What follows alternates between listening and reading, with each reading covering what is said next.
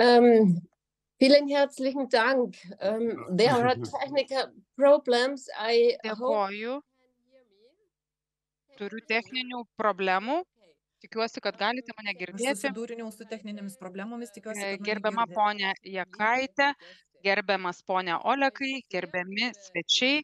Džiaugiuosi, kad pakvietėte mane dalyvauti šiandienos renginyje kaip Europos parlamento pranešėja dėl apsirūpinimo maistų saugumo.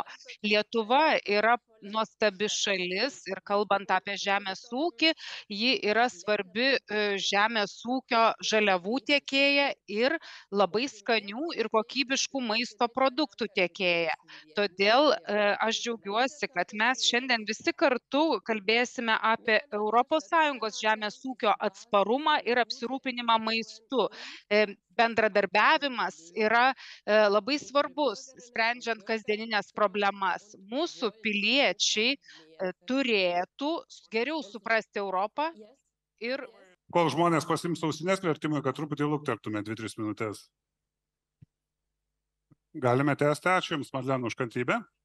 Laukiame pasisakymo. Dankeschön. There are technical problems here in my office, Dėkoju. but Aš pati turiu tam tikrų techninių problemų savo kabinete, bet gerai, pradėsiu dar kartą. Džiaugiuosi, kad pakvietėte mane dalyvauti šiandienos renginyje kaip Europos parlamento apsirūpinimo maistų saugumo pranešėja. Lietuva yra nuostabi šalis ir ES ji yra svarbių žemės ūkio žaliavų tiekėja ir kokybiškų maisto produktų tiekėja. Todėl aš džiaugiuosi, kad mes šiandien visi kartu kalbėsime apie ES žemės ūkio atsparumą ir apsirūpinimą maistu bei jo saugumą, nes man atrodo, kad tas bendradarbiavimas ir diskusijos, bendravimas leidžia mums spręsti kartu problemas. Mūsų piliečiai nori geriau suprasti Europą ir jie turėtų geriau suprasti Europą. Taigi mūsų ūkininkams taip pat reikia mūsų paramos, nes pasaulinis maisto saugumas nėra kažkoks savaime suprantamas dalykas. COVID-19 pandemija ir Rusijos brutalaus karo Ukrainoje pasekmės daugumą žmonių nuskurdino, augančios kainos, taip pat ir energijos kainos apsunkino žmonėms jų gyvenimą ir pragyvenimą. Ir aš kalbu apie žmonės Europoje. Žmonių, kurie gyvena skurdžiau, skaičius auga. Todėl yra labai svarbu užtikrinti maisto saugumą.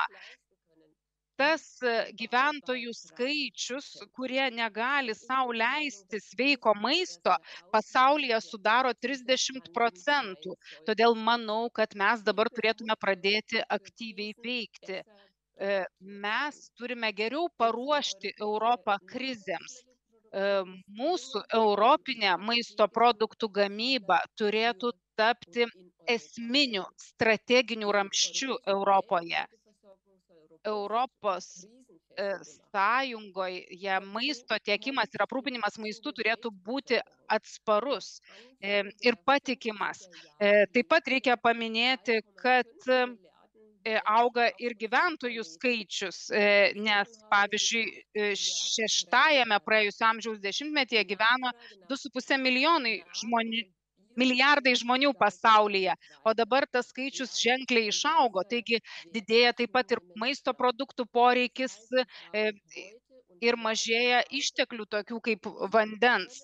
Taigi pagrindinis mūsų dabarties klausimas yra, kaip taip padidėjus žmonių skaičiui ir sumažėjus žemės ūkio plotams ir ištekliams mes galėtume tvariai gaminti maisto produktus ir taip pat gaminti taip pat ir pramoninės žaliavas ir energiją.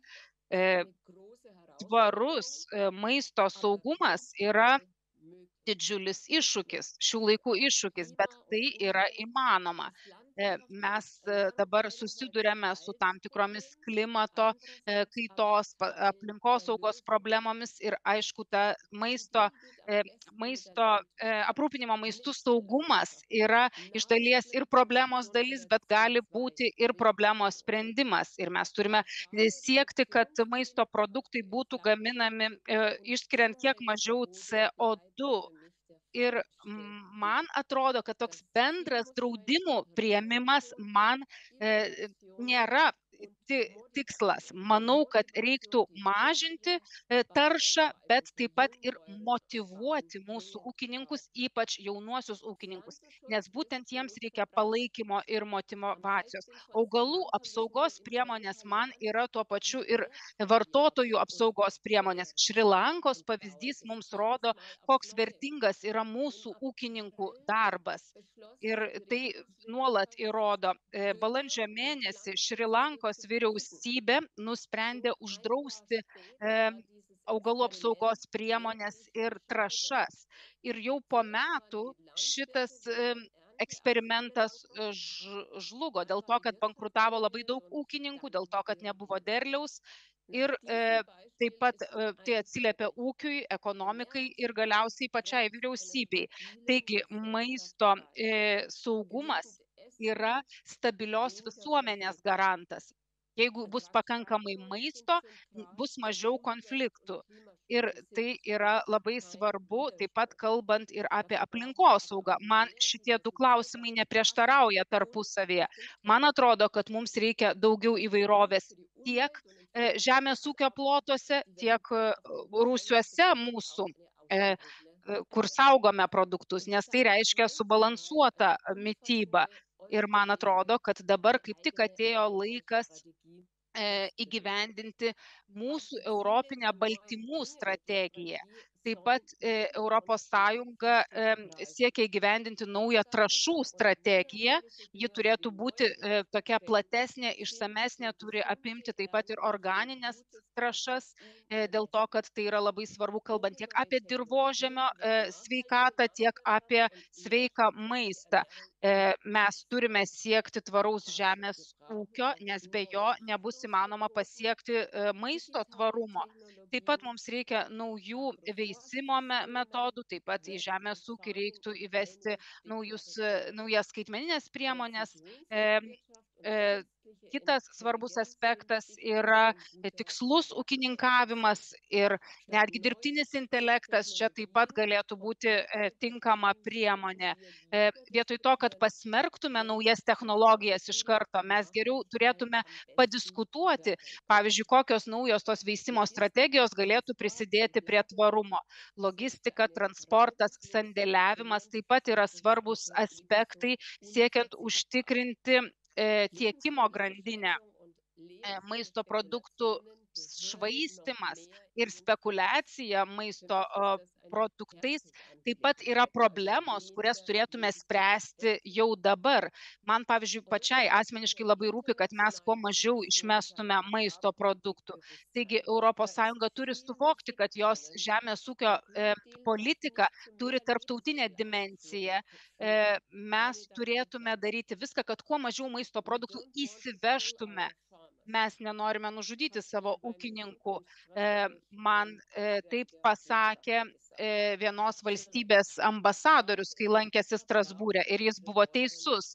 Taip pat ir Europoje reikia ūkininkų ir mums jų reikia dabar labiau nei bet kada.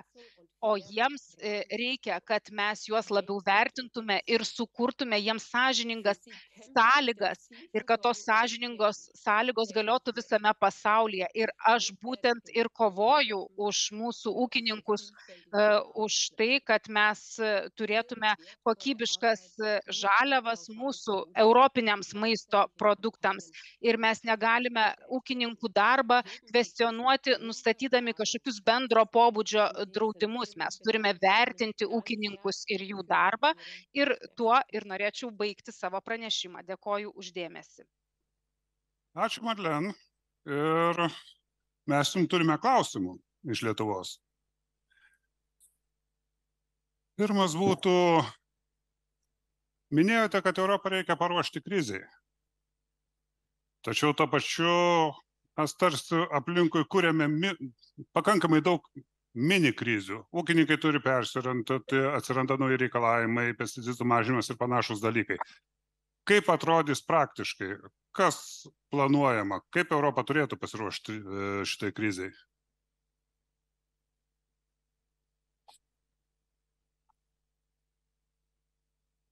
Ja, danke. Soll ich schon antworten? Man jau atsakyti? Danke für diese ganz zentrale, wichtige Frage. Ačiū už šitą klausimą, kuris yra tikrai labai svarbus. Turime pasitikėti savo ūkininkais. Mes turime sumažinti nepasitikėjimą jais. Kaip tik turime jais daugiau pasitikėti. Šioje kadencijoje dėja yra labai daug tokių, kurie nori reglamentuoti viską labai smarkiai. Dar labiau, negu tai buvo daroma anksčiau. Ir mes parlamente mėginame kažkaip sušvelninti komisijos pasiūlymus dėl didesnio reguliavimo. Deja, mums ne visada pavyksta ir labai dažnai tenka leistis į kompromisus.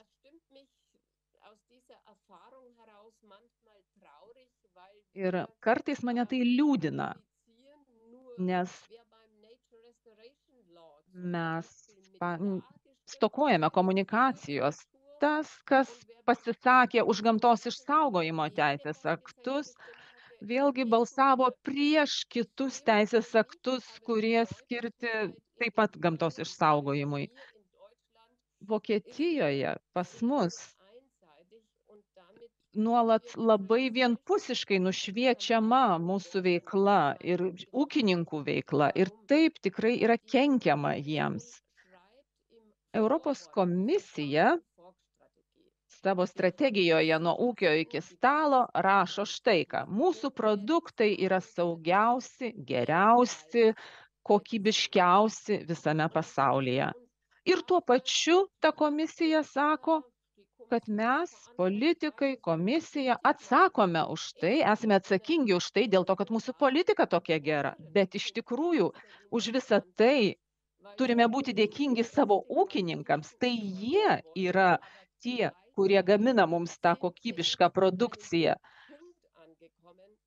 Tuo tarpu mes esame pasiekę tokį tašką, kuriame komisija vis dar nesupranta, kad pernelyg didelis reguliavimas nieko gero neatneša.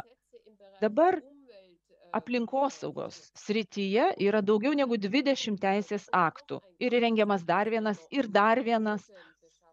Kalbama apie žemės kokybę, apie dirvos kokybę. Ir čia komisija taip pat nori reglamentuoti, nori kontroliuoti tuos klausimus.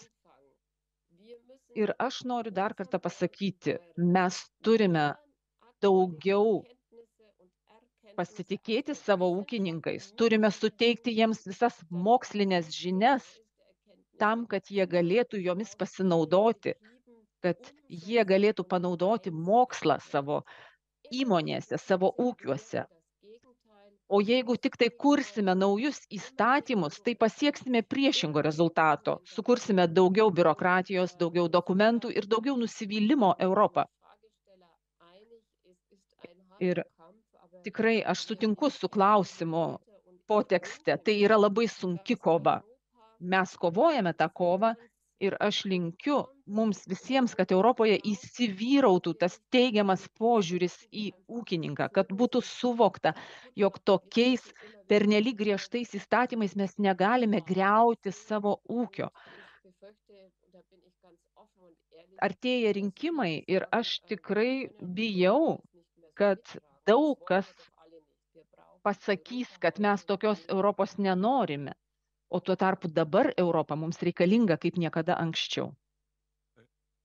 Žiūrėkit, mes norėtumėm visi Europai, kad daugiau naudotumėm Europos žemės ūkio produkcijos ir mažiau importuojam. Ryšim su tu kažkokia protekcionistinė politika, vienokia ar kitokia forma netiesiogiai visiems teks užsiimti ko gero. Ir ryšim su tuo, ką darysim su Ukrainos produkcija grūdais, aliejais ir netgi daržovėm ateityje. Kaip tie mūsų ūkininkai, Europos ir politikai nepradės šaukti prieš, kaip Lenkija jau vyksta prieš. Ką darysim su Ukraina ir kaip apsisaugosim nuo pigaus importo iš išorės, nebūtinai kokybiškos net produkcijos. Ar tik CO2 mokesčio užteks ant sienos?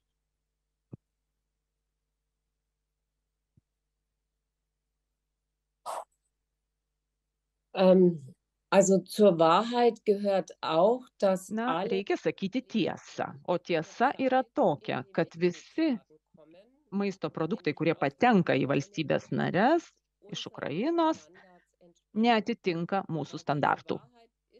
Ši tiesa yra dabar jau visiems aiškiai suvokiama, ūkininkai tą supranta ir todėl visi mato, kad komisija elgiasi dviveidiškai. Kitas dalykas, grūdai iš Ukrainos iš tikrųjų niekada nebuvo skirti Europą 27 rinkai, 27 Europos valstybėm. Jie buvo skirti tiems žmonėms, kuriems jų reikia, tai yra tiems, kurie badauja ir tiems, kurie priklausomi nuo tų grūdų importų.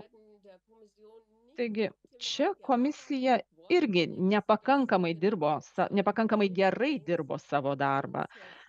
Tuos solidarumo koridorius, apie juos buvo paskelbta labai anksti, tačiau praktinis jų įgyvendinimas, šios idėjos realizavimas iš tikrųjų labai vėlavo ir dalis grūdų iš tiesų pateko į Lenkijos ir Rumunijos sandėlius. Putinas irgi tuo pasinaudojo parduodamas savo grūdus pigiai pasaulyje ir tokiu būdu susikurdamas ar padidindamas savo draugų ratą visame pasaulyje. O dabar tas CO2 mokestis pasienyje,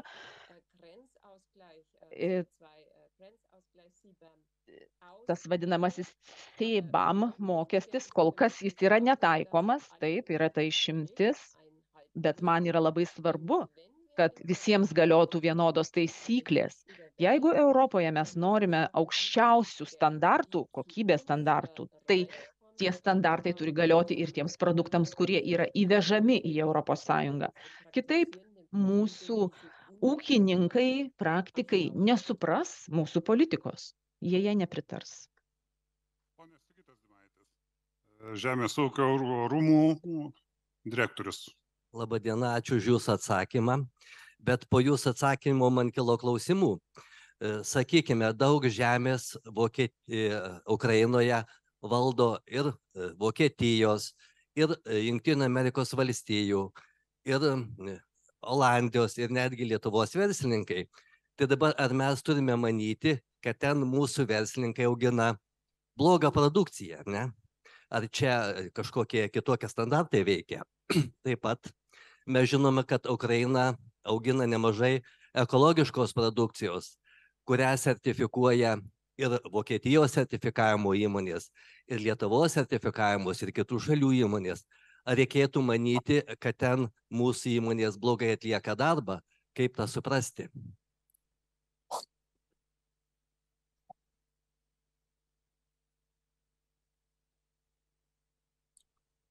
Ich kann nur das wiederholen, was mir Galiu tik pakartoti tai, ką man sakė kolegos, kurie tiesiogiai su tuo susiduria ir ką iš jų nuolat išgirstu. Ar tai būtų Olandų, ar amerikiečių, ar vokiečių įmonės, jos dirba ten naudodamosis tais pačiais standartais, kurie galioja ir Europoje. Tačiau, kalbant apie grūdus, žinome, kad grūdai kartais saugomi netinkamomis sąlygomis arba transportuojami prastomis sąlygomis, todėl tikrai egzistuoja galimybė, kad kai kurių reikalavimų negalima laikytis arba jų nebuvo galima laikytis. Juk šalis kariauja. Tai mes negalime jai daryti tokio priekaišto. Ir aš nenoriu daryti tokių priekaištų. Tiesiog reikia atvirai apie tai kalbėti. Juk mes kontroliuojame produkciją, atliekame laboratorinius tyrimus ir tikrai negaliu pasakyti, kokia dalis tų produktų yra netitinkančių reikalavimus, tačiau egzistuoja ir korupcijos pavojus. Aš nenoriu į nieką rodyti pirštu, bet tai irgi egzistuoja. Ačiū labai. Mūsų laikas dėja baigėsi. Dar paskutinis klausimas. Gintautas Kniukšta, buvęs Seimo kaimo reikalų komiteto pirmininkas. Kai Lietuva įstojo į Europos Sąjungą 2004 metais, Europos komisaras Vergogenas davė tvirtą pažadą, kad tiesioginės išmokas šioms šalims kandidatėms, kurios įstojo tais metais, susilygins 2013 metais. Mes šiandien turime 2023 metus ir Lietuvos ūkininkai yra tarptų ūkininkų Europos Sąjungoje, kurie gauna pačias mažiausias išmokas. Tai klausimas jums, Vokietijos atstovė Europos parlamente, nes mūsų politikų klaust, kurie sėdi ne vieną kadenciją, tai yra beprasmiška. Ir kai jūs kalbate, kad reikia gerbti ūkininko darbą, reikia saugoti kiekvieną ūkininką, tuo tarpu pati Europos komisija pateikė prognozę, kad 2040 metais ūkininkų skaičius sumažės milijonais ir sieks tik tai 62% 2016 metų lygio. Kaip visą tai suderint su dabartinė Europos Sąjungos bendraja žemės ūkio politika? Ačiū Jums.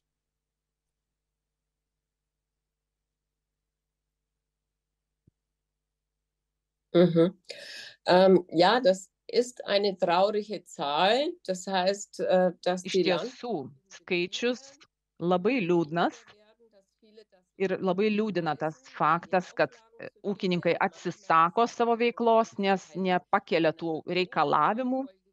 Žinoma, kai kur ir neįvyksta tas kartų pasikeitimas. Savo ūkyje tiesiog nėra nei vieno, kuris domėtųsi ūkio perėmimu. Ir tie skaičiai kelia nerimą. Mes savo komitete taip pat kalbėjome apie jaunosios kartos ūkininkavimą. Ir čia yra tam tikra prieštara. Jeigu aš noriu, kad jauni žmonės ūkininkautų, tai aš negaliu nuolat didinti standartų, nuolat kelti standartų vis aukščiau ir versti ūkininkus jaustis blogai. Na, o pirmas jūsų klausimas buvo susijęs su tiesioginėmis išmokomis.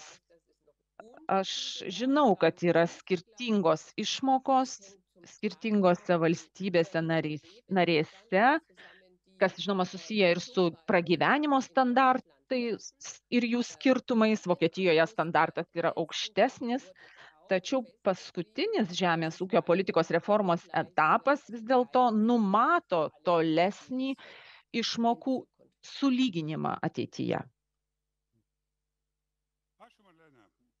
Mörtler, dėja mūsų laikas jau baiginėjasi, tiksliau visiškai pasibaigė. Ir galim konstatuoti turbūt vieną iš pagrindinių ponios Mörtler minčių, kad nors Ukraina iš dalies ir kelia mums pavojų, tačiau mes ne visada galime remtis vien laboratoriniais tyrimais, priimdami sprendimus, nes yra karas ir sprendimai priimami turbūt ir remiantis kitomis vertybėmis, ne tik tais apsimoka, neapsimoka. Ačiū visiems, kurie dalyvavo Europos parlamento biuro Lietuvoje surengtai diskusijai. Su mumis buvo Daiva Jakaitė, Europos parlamento biuro Lietuvoje vadovė, Juozas Olekas, Europos parlamento narys, Rasa Melnikienė, Ekonomikos ir kaimo plėtros instituto vadovė ir Marlene Mörtler, Europos parlamento narė. Diskusiją vedžiau aš, Arūnas Milašius, Delfi Agro redaktorius. Ir prieš pereinant prie praktinės dalies pietų, 2 labai trumpi pranešimai. Kas pasiėmė ausinukus, grąžiname iš ten, kur paėmėme ir į salę grįžtame po 2:15. Iki.